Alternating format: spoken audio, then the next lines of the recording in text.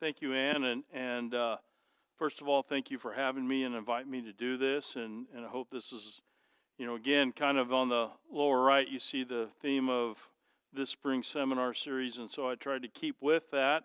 And so we are going to talk about water a little bit, and we're going to talk a little bit about grass to boot. We're definitely going to talk about ducks. So I probably wouldn't be in this room talking about, if I was going to talk about one thing, it would be ducks. And then we're going to talk a little bit about cattle, which is probably of the things listed up here is the least I know about. I know probably some of this, there was, initially some discussion about having an endangered species, but I kind of cut that back. Just I found this going to be long enough, so we'll just keep it kind of at ducks. And when we think about ducks, or when I do, again, it's the species group that I have the most interest in, but they are kind of a unique species group from the standpoint that they're easily observable. They're fairly large, so in terms of marking, putting transmitters and that stuff on them, we can do that pretty easily.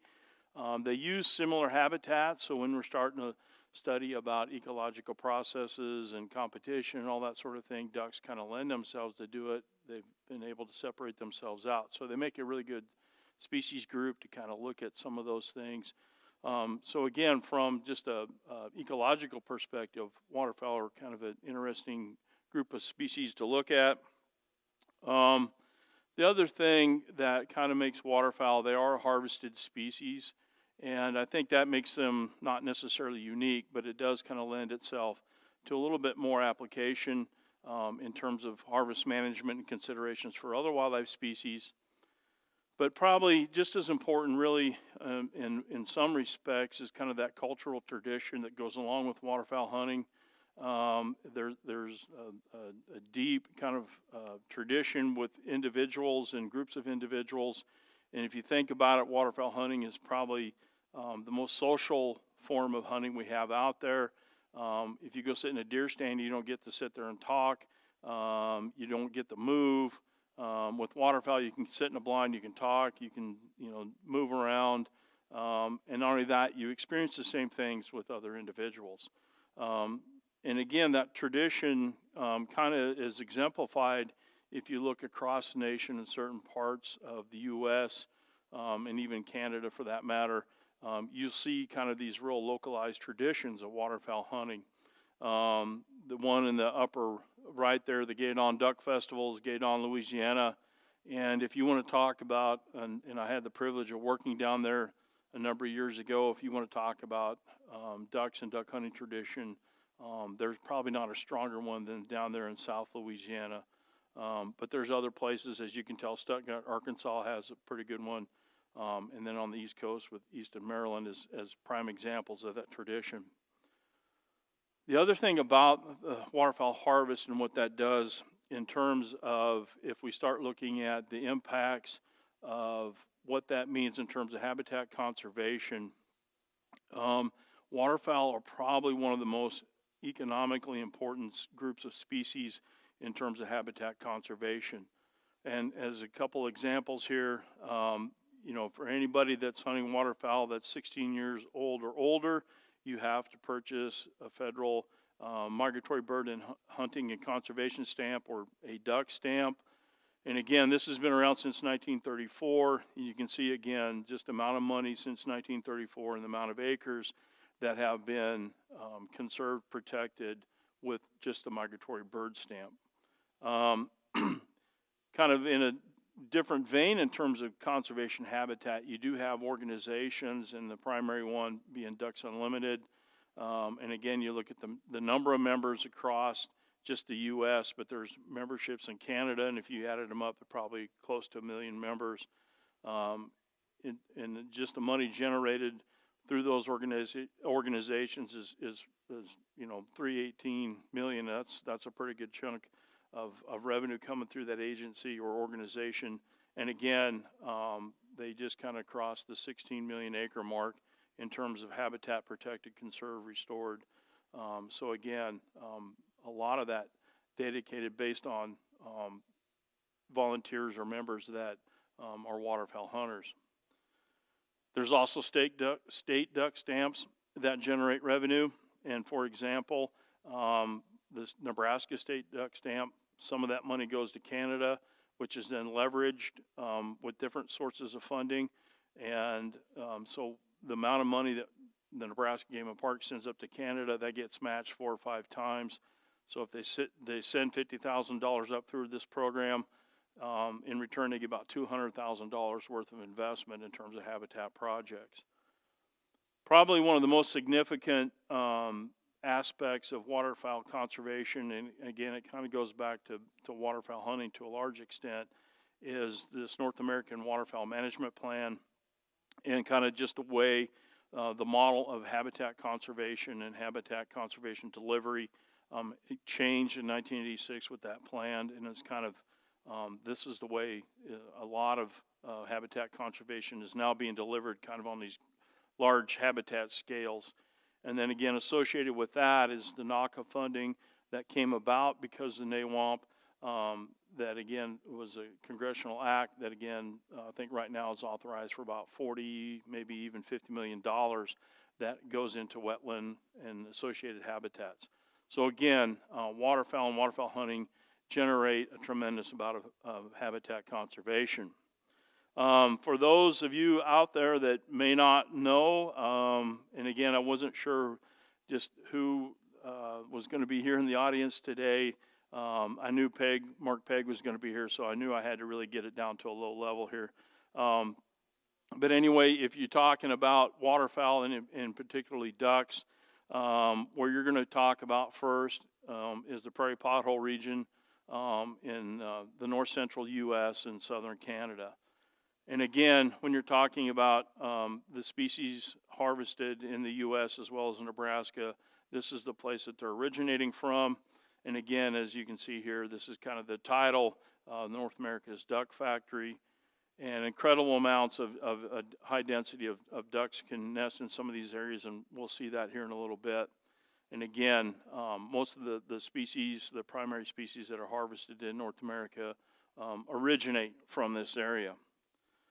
And so when you look at the different species out there, and you kind of look at where they're going to be nesting at in particular spring, you can see some of these species, they're going right to the prairie pothole region. And, you know, if you look at the gadwall and the blue-winged teal, that is the area that they're going to nest in. Some of these other species may go a little bit further north, but generally speaking, most of these species, again, are going to be looking at the prairie pothole region first. And then some of these may actually move further north if it's not conducive for nesting in the prairie pothole. But when you look at kind of where these species are nesting at, and then if we take this a step back and say where, you know, what the rank is in terms of Nebraska's harvest and what's important and how this relates to Nebraska. Again, the mallard being the #1 duck in the harvest in the state of Nebraska. Again, you know, about 70% of that population is coming out of the prairie pothole region. Again, gadwall, blue-winged teal. So this area is important not only for North America, but it's very important for Nebraska as well. Again, this is a map of the prairie pothole region. You can kind of see where it's located, and it stretches again all the way from Iowa over to Alberta, and as far as south again, just right on the tip of Nebraska. And some maps even actually have a little bit of it coming in northern Nebraska, but this one particularly doesn't. And then all the way again, kind of almost to the boreal forest in Canada. You know that green strip in the middle, and what that is when you go to the prairie pothole region, it's called the Missouri Coteau, and this is probably the most important habitat within the prairie pothole region of itself. And why is it so important is if you take a look at the breeding densities of ducks within the region, that area in red that you see there, and the yellows and the greens, that's all Missouri Coteau. Within South Dakota, North Dakota, and kind of northeastern Montana there. And again, that's where you see the highest concentrations of breeding ducks. And so again, that's the probably most critical part of the prairie pothole region for duck production. If you've never been up there, again, it's a lot of rolling hills, a lot of wetlands, grass, And if you start walking around, you'll see a bunch of rocks, glacial till. Again, these were formed by the last glacial period and the retreating of that, kind of carved out these potholes. And again, they kind of vary in size and density, although most of the time, a lot of these wetlands are fairly small, and we'll kind of see an example of that here in a little bit. Just kind of to the east of the Missouri-Coteau and other regions of kind of the prairie pothole region is generally speaking called the drift plain, which is, you see the topography is not as rugged or undulating. It's relatively flat, but you can still see that there's a lot of potholes in that country. And when you look at, and we talked and I've mentioned, I haven't really talked about the Parkland region, but it lies kind of right north of the pothole region. Again, it still has a fairly high density of wetlands in there, not as high breeding density as the ducks in there. But what you see is this transition kind of area between the potholes and the boreal forest where you start having a lot more trees. There's still grass within those, or can be, but again, you start seeing these aspen groves and parklands within that. Again, the densities of ducks breeding in there is not as much, but again, it's still an important area. I want to go back to this slide for just a second because, again, one thing about the prairie pothole region, when it gets wet, there's a lot of habitat on the ground. And even here, again, even though most of this region right here that you're seeing in this photo has been cultivated, you still have a lot of potholes that are holding water.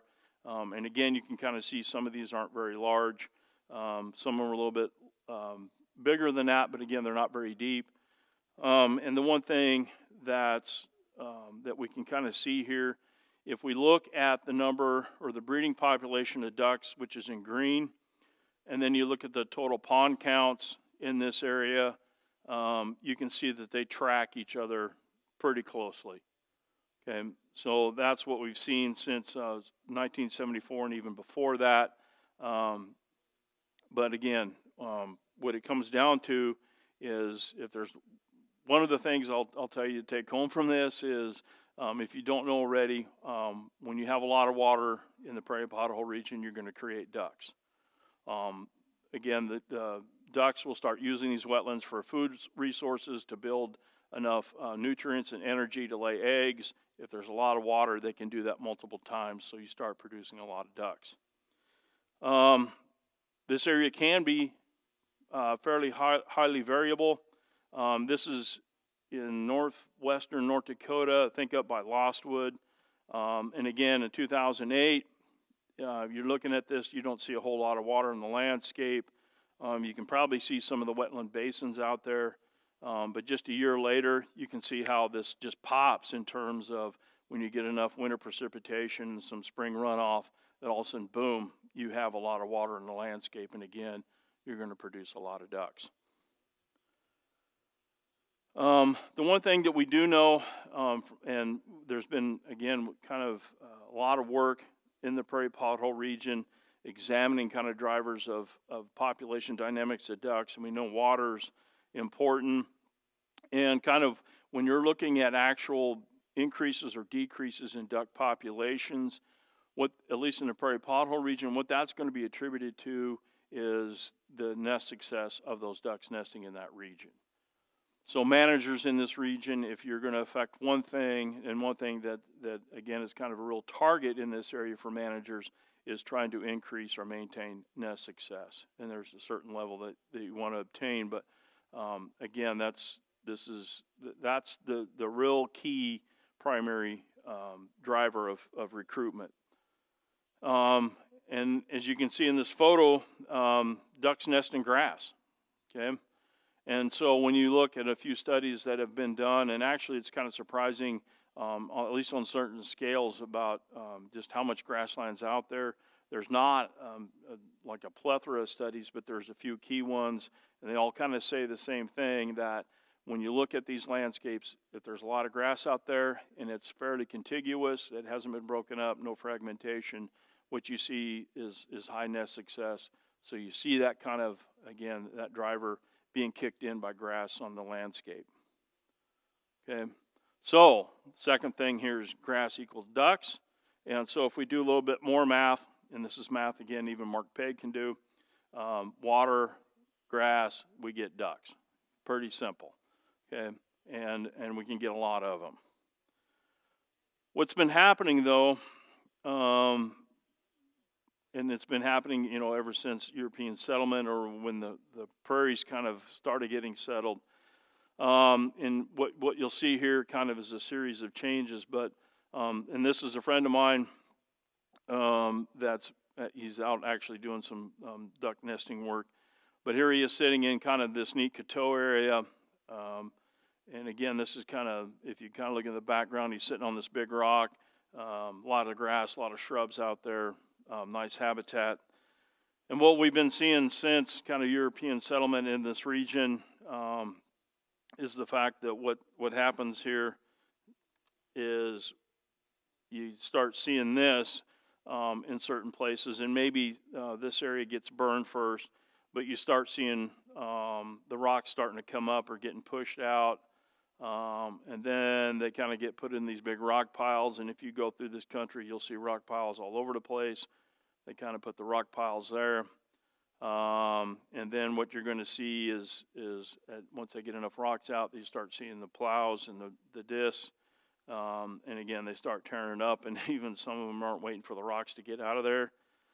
And then finally, again, what you end up with is pretty much a cultivated field with these rock piles in certain locations. And so that's what's been going on throughout the prairie pothole region. And so what we're seeing here now is one part of our equation is kind of being taken out. And so the amount of ducks that we're going to see here, even though you can still produce ducks, you're just going to have a less abundance of them out on the landscape and the smaller population. And when we'll kind of go through this change has actually been happening relatively recently. And so one thing, this is the province of Saskatchewan. And the one thing, again, if you wanted to take something home in terms of a message, or that I would like to relate to you, is that probably Saskatchewan, in terms of Nebraska, in terms of what we're going to see for ducks in the fall, Saskatchewan is it. And maybe probably a little bit of eastern Alberta. But when I was the waterfowl program manager at Game and Parks, in the fall, they'd have the fall flight forecast or predictions of what was going on or through that summer. The very first place I would look would be Saskatchewan and see what the conditions were there. Because that's what's really going to drive what we're going to see in the fall here in Nebraska. And so what we can look at here in Saskatchewan, if we go back just to 1990, and all the green obviously is probably grasslands that are out there in 1990, which is about 41,300 square miles out there. And what you want to look at, if I can get the pointer here, watch this right here. This is south of Saskatoon. If you want to look at something there, and then watch here by Old Wives Lake and just kind of observe the changes in there as we go through this. So 1990, if I can get there, all right. 2000, just 5 years or 10 years later, lost a little bit of grassland there. 2010, lost a little bit more. And then 2015, we've lost even more. And in fact, what we've lost since 1990, in just that short time period here very recently, 20% of the grasslands have been lost in just that 30-year time period. So when you think about settlement in this region, probably 1870s, 1880s, a lot of the habitat conversion has occurred in the last 30 years. So I'll go back through these real quick. Again, just it's kind of hard to keep track of all this, but if I can get there's the pointer again. This area right here is called the Allen Hills, and this actually is where funds from the Game and Parks are directed to in terms of habitat conservation. And again, down here by Old Wives Lake, and both of those areas are part of the Coteau region. So again, you can kind of see how they start going in. And actually what you see there in 2015 is a little bit of increase in kind of the green area. And again, I think a lot of that's due to and we'll talk a little bit about conservation efforts in that region. And again, when you start actually putting numbers to this, when I started digging this all up, and I think probably most of us know, if you go over to Iowa, Minnesota, how much grass is gone. And again, you can kind of see it's virtually wiped out in those two states. Manitoba's not too far behind. So Alberta's actually kind of hanging in there, not too bad. But again, losses in Saskatchewan. South Dakota, I desperately tried to find how much was lost, and I could not find a great number for that. And if it was, it also included areas kind of outside the prairie pothole region. But the one thing I did see is just recently with the 2006 to 2012, about 1.8 million acres went off out of South Dakota. Some of that is CRP that was in place that started going out in 2011. So I think that's a chunk of it there. But they've lost grassland in other parts of that prairie pothole region outside of Conservation Reserve Program lands. And again, Montana, 50%. And again, that's tough to really kind of differentiate between the prairie pothole region and other places in Montana. What follows when you lose grass, in a lot of cases, is the next thing that happens is you start seeing these drainage ditches going into wetlands and wetland drainage. And that's, again, trying to, in terms of agricultural production, trying to go around potholes and so forth. It can be, it's a hassle. They have big machinery. They want to just kind of keep going straight, and potholes kind of make that rather difficult. So they start digging and draining wetlands. And this is a part of Manitoba, which is kind of in western Manitoba, west of Minnedosa, if you've ever been in through that country, north of Brandon. And this is actually part of the Assiniboine watershed. And you can kind of see here, way back in 1968, all the blue areas here are wetlands that are on the landscape, and the red lines that you see there are drainage tiles or drains. When we jump ahead to 2005, we look at and this is just part of this watershed, and you can kind of see what's been happening in terms of wetland loss here, in terms of drains and the loss of wetlands out there. And in fact, again, 21% reduction, 70% loss in wetlands. So you have this wetland loss, but all the things that go with wetland loss in terms of phosphorus, nutrients, sediments, flood protection, all that stuff goes with it as well. And again, the Assiniboine River flows into Lake Manitoba, and all that stuff ends up in Lake Manitoba. So again, there's just not wetland areas and impacts to ducks. It goes beyond that, and that could be a whole different seminar. What's actually kind of been occurring here in the U.S. in North and South Dakota, and even actually here in the state of Nebraska, I've seen these going in, and it's not necessarily draining the wetland itself, but putting in subsurface drain tile. So essentially the water never gets to the wetland, or if it does, it doesn't stay in there very long. And this has become pretty prevalent. And again, even here in the state of Nebraska, we don't necessarily have prairie potholes, but wetland areas, or even some areas I've seen this drain tile going in. And this is a little bit deceiving because you don't necessarily lose the wetland per se. You're not draining it, or it doesn't, again, kind of, it's not directly affected per se, but it's still not a functioning wetland. And again, when we look at wetland loss, and this is probably not a shock to a whole lot of people too, when we start looking at wetland loss, where we've lost most of the wetlands. Again, Iowa and Minnesota kind of lead the pack in terms of wetland loss out there, but others are not too far behind that. And so when we have this, again, this conversion, we have the drainage, basically what we end up with is very few ducks. We're just not going to produce very much on the landscape. Well, there still is hope for some extent, and I think everybody's starting to realize the impact of grassland loss and what that means to a lot of other species other than ducks. But the one thing, and again, this is kind of getting to the part where I probably don't know as much, but I do know that cows eat grass. Okay, so when we have this loss of grass out there, and again, we kind of look at the grassland losses out there, probably what's going to be coupled with that, and this was a little bit tough to find out as well, and part of it is, I think, to some extent, when you look at agricultural statistics, at least the ones I could look at, and maybe I wish I had more time to kind of investigate this a little bit more, but in terms of how many ranches have been lost or where that has gone, what the status of that is, and a lot of times ranches and farms are not separated, or ranches, are not just ranch operations, they're farms as well as ranches, so it's hard to differentiate just how much you've lost. But definitely when you start seeing some grassland lost in some of these regions, what you're going to end up doing is probably losing that kind of ranch and more importantly, that ranch lifestyle. And probably for some states like Iowa and Minnesota, I would highly doubt they had a big tradition or a culture of ranching in those states even to begin with, but if there was any, they're definitely gone.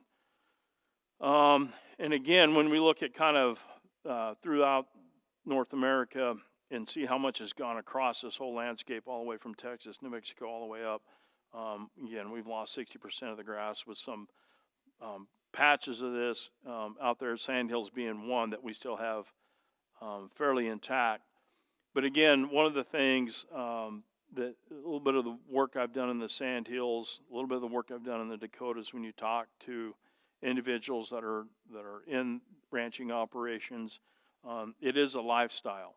It's a lifestyle they hold very dear, they're very passionate about, and they definitely want to pass it on to the next generation. And it's probably one of those things, and the way I look at it is, I want to pass on the waterfowl hunting tradition, to my grandkids. They want to do the same thing with their grandkids, with the ranching lifestyle. And so when I kind of put this talk together, okay, yeah, ducks equal cows, but probably the better equation that we can look at here is that if we have ducks and we have cows, then what we get is grass. Okay? And so I think this is kind of where some of the conservation efforts are going in terms of grassland conservation. And conservation organizations like Ducks Unlimited, I think, have grasped onto this, recognizing that there's not a lot of grass left. We need to do as much as we can to protect and conserve that grassland that's out there. And that, in turn, helps the ranching community as well. And so Ducks Unlimited and other groups, and we'll kind of go through a couple examples here, that have now started programs aimed at kind of that actual direction. And again, Ducks Unlimited has started this, and it's a relatively new program. I really couldn't, I'm trying to find an initial starting date for this, but it's been probably at least 10 years, but it may be sooner than that, later than that.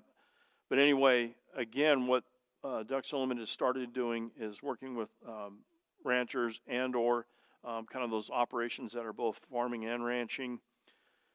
They're looking at those areas, again, when you're talking with probably the remaining grassland on the landscape, you are talking those areas, if you recall the thunderstorm map that are red, yellow, those that have a lot of ducks, and again, that's probably where the grass is still there.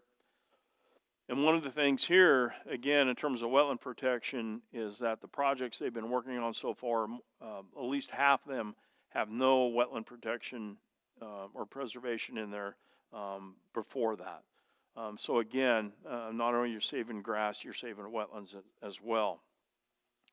And so again, right now, with kind of the way this works, they help private landowners either put in cover crops, or actually it's a combination of grass, wetlands, cover crops, and grazing systems, and it can be one or singly, but a lot of times it's a combination of all those.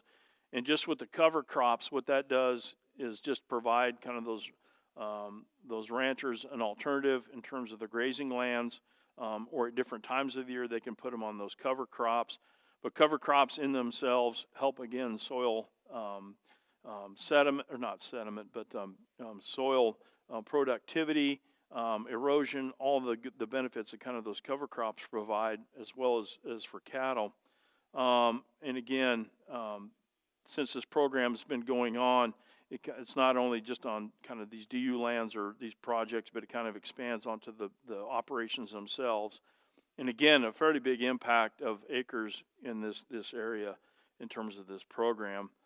And I put this in here because it's one thing that if you were, you're in fisheries and wildlife and you're thinking about getting into a career of getting into wetland grassland restoration, the one thing that you probably don't think about is having on your team as an agronomist.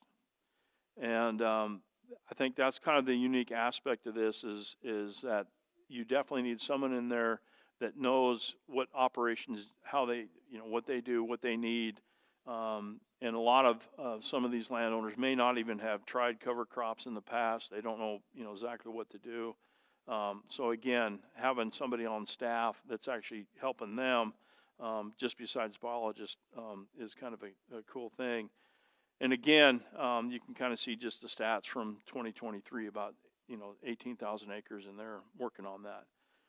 And again, with a lot of these systems, when you're talking about trying to implement grazing systems or any of that, fencing can be a pretty big capital investment if you start looking at how much it costs to put in a fence. Potentially you need other water sources, particularly during drought or just in other parts of the area. And again, this idea behind cover crops and what you need to do there. And again, kind of an alternate food source, but again, getting the benefits from that cover crop on agricultural land, sorry. This is a kind of a new one that is pretty cool to see as well. And if you go up to north central Montana, not too far off the Canadian border, the Nature Conservancy had acquired this ranch, the Matador Ranch, and what they started doing, and actually about 20 years ago, there was a pretty good drought up in this part of the world. And what was happening is that some of the ranchers around the Matador Ranch were starting to have to sell off their herds because of this drought. And so TNC opened up the ranch itself to some grazing. And so again, it kind of helped the neighboring ranches keep their herds. And that kind of led into this thing where, hey, you know what? We'll let you go ahead and graze your cows on our ranch. You get a discount. And as long as you do some wildlife-friendly practices on your ranch, and more importantly, you don't bust any sod on your ranch, you get this discounted fee for ranch or for grazing on the Matador Ranch. And so the only thing they really need to do, again, is control noxious weeds on their own operation. And again, sod busting is kind of out. If they break sod, then they're kind of more or less kicked off the ranch in terms of being able to graze there. And then they even get a more discounted fee if they start doing other things in terms of practices on those areas, again, like prairie dog towns, sage grouse, pronghorn, things like that. And this actually, I think this ranch has a pretty good corridor for pronghorn antelope migration. But again, here's this opportunity to keep grass on the landscape that benefits both parties. And it's good to see kind of those win-win situations. And again, what you do when you have just 60,000 acres, but now all of a sudden you've quadrupled the amount of conservation in that region up that, as you can see here, 350,000 acres.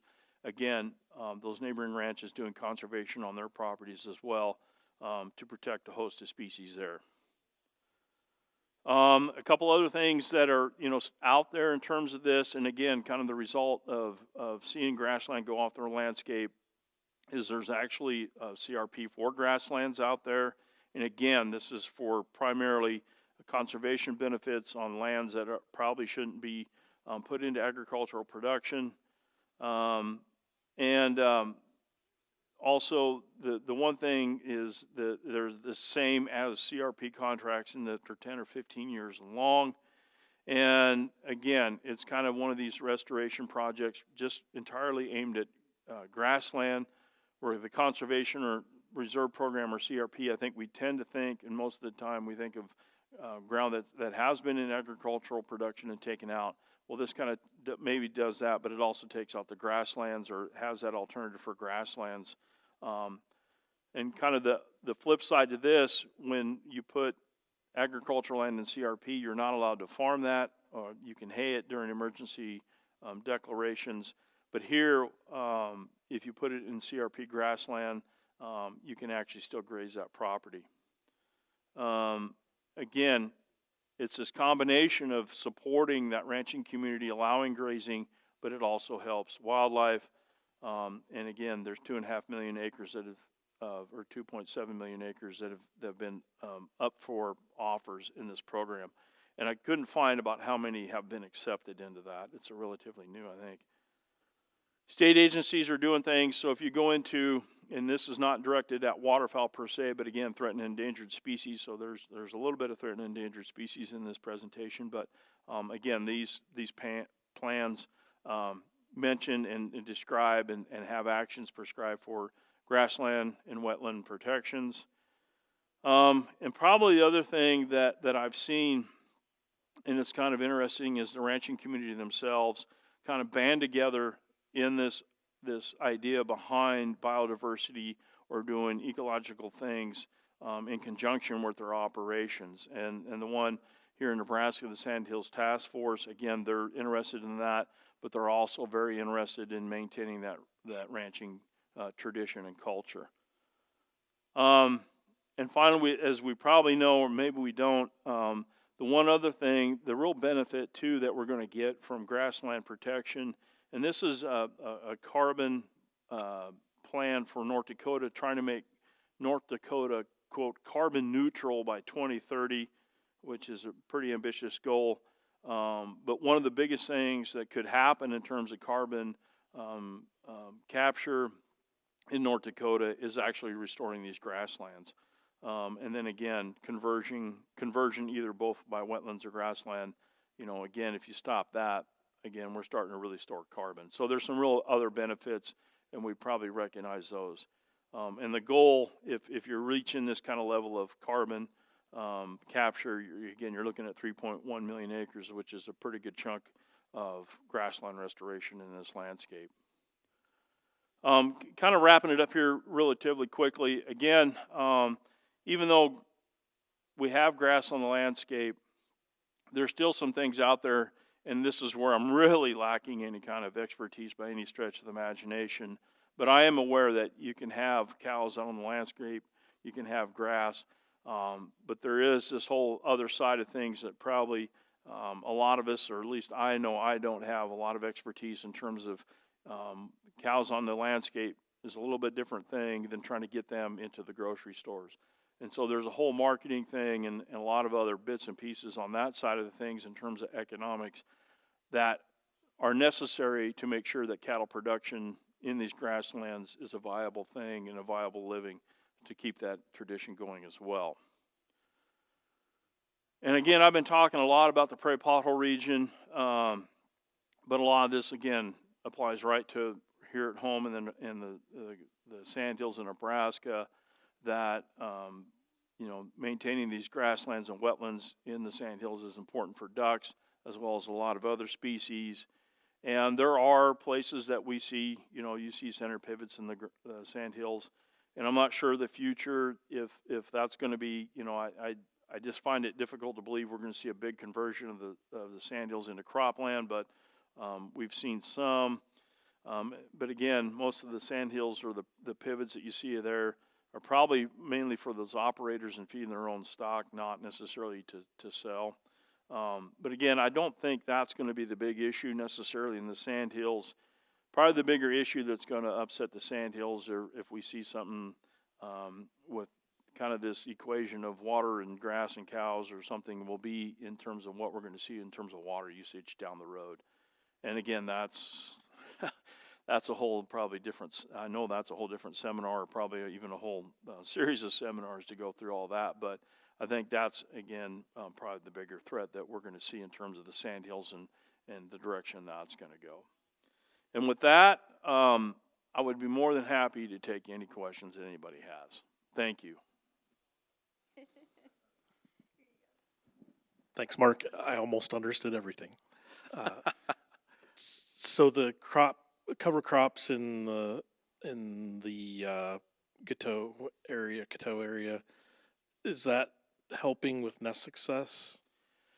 I would think the timing would be off a little bit in terms of nesting and whatnot for cover crops, but a little bit, but not a whole lot. I think that's still so new that I think there's actual research being looked at that.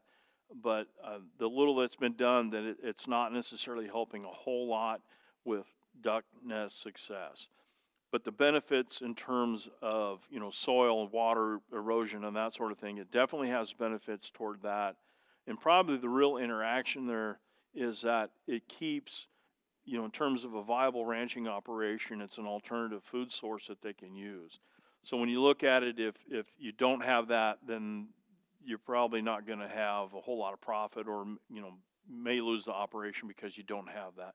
So it's one of those things where it may not necessarily benefit ducks as much, but it does benefit the ranching operation. So it's kind of one of those other side of the coin things.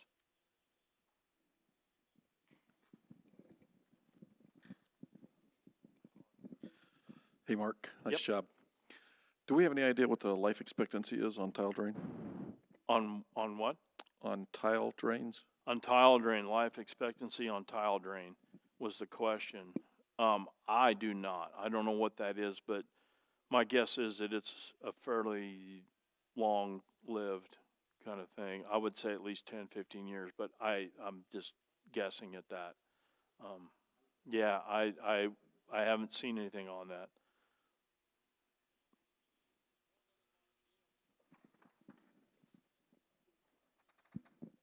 Interesting talk, Mark. Thanks.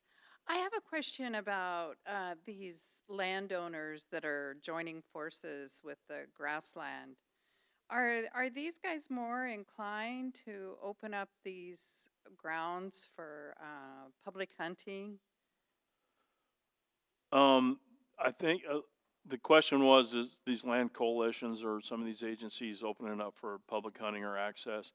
I know, for example, the Nature Conservancy, at least in North Dakota, and I'm assuming other places as well, do have access programs that you can get on there. And I know that because personally I've been on one in North Dakota. And so they do have some access programs for that. So yeah, that's kind of another benefit to this.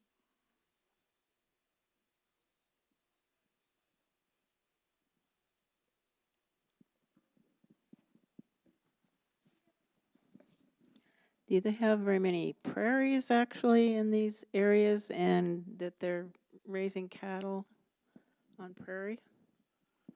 Yeah, they are. I mean, again, kind of when you get into some of this, the Coteau country, probably then one of the main reasons they haven't been able to really convert that to crops is just, again, the terrain, it's the topography.